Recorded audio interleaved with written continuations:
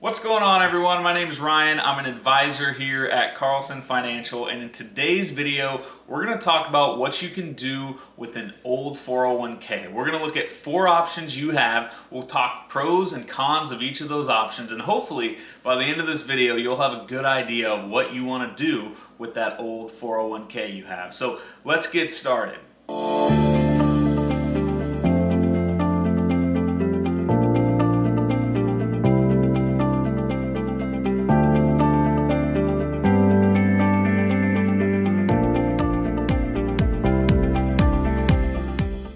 Alright, so before we get into the 4 options we're going to discuss today, I wanted to talk about a few reasons for why you might have an old 401k sitting out there. Reason number 1 could just be that you're retiring. Maybe you've had the same 401k plan the last 30, 40 years, and now you just want to know what your options are moving forward and get a plan figured out for what you're going to do with those funds in retirement. Reason number 2 you could have an old 401k out there is maybe you're just simply leaving one job and going to a new job. And reason number 3 is maybe your company's going through something like a company merger where your 401k plan is completely changing. Maybe it's going to a whole new company, so now you have some flexibility for what you can do with that old 401k. Alright, so let's talk about your 4 options. Option number 1 is pretty simple. You're going to do nothing and leave it there. Now, why would someone opt to go this route? Could be that your 401k plan is actually really good. It could be at one of those big companies like Vanguard or Fidelity, and it might have low cost. There's no hidden fees inside the plan that you're not a fan of, and maybe it's got some good investment options. A 401k plan is always going to have some restrictions on what your investment options are, but maybe in your current situation you found some low cost index funds that you're a big fan of. So for you, it just makes sense to leave it there. Now, keep in mind, if you leave it there, you're not going to be able to continue to contribute to that 401k plan. So you always got to think about those things, as well as maybe they're going to require you to keep a minimum balance in there. So if you make the decision to stick with it, just make sure you know all the rules that you need to know before moving on to your new company or before retiring.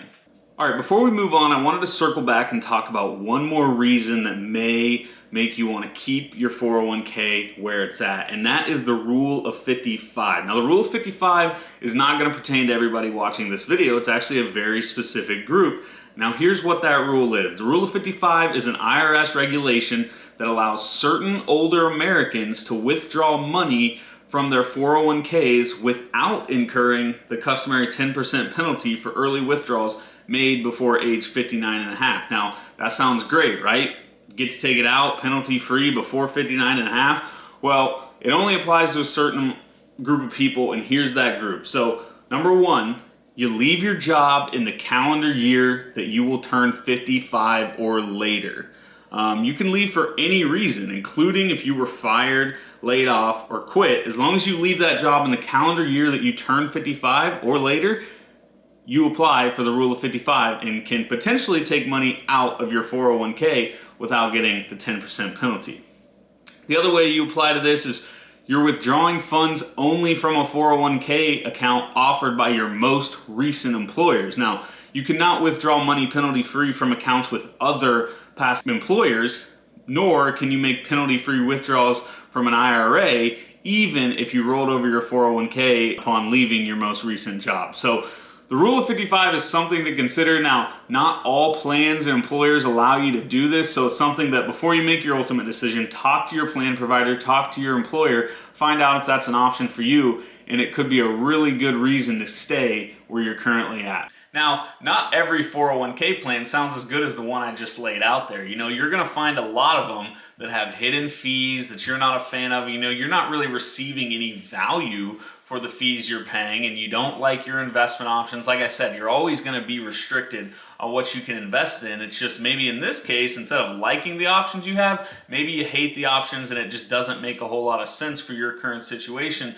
to be in those investment options. So if you're someone that dislikes your old 401k, option number 2 is you can roll it over into a new IRA. Now, why would someone make that decision? The main benefit to that, just to start off, is you've now opened yourself up to way more investment options. You are no longer restricted to what the 401k plan provided, you also have way more control over your funds, and you can pick and choose what type of investments you want to be in. And like I said, you'll have way more options. Now, if you're not comfortable with picking the investments you're going to be in, you can always hire a financial advisor to where you'll have an IRA that they'll manage for you, and they'll sit down and they'll specifically look at your plan and make the right financial decisions for you for your retirement plan. So it's always important to think about the control you can have as well as the options you can have by rolling it from that old 401k into a new traditional IRA.